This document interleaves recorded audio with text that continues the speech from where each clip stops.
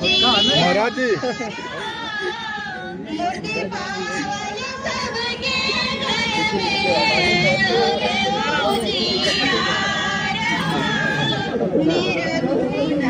Happy समय देखिए।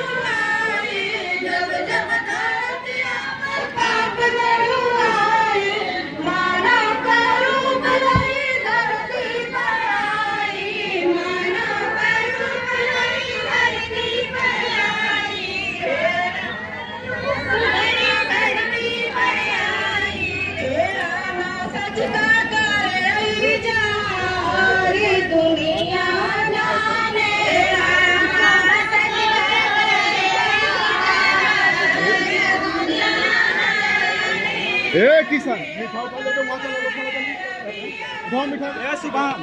एक आदमी यहां शिवानंद हम जल्दी करा एक आदमी रही था वो लेके तो जा दो सामान लेके चला भाई।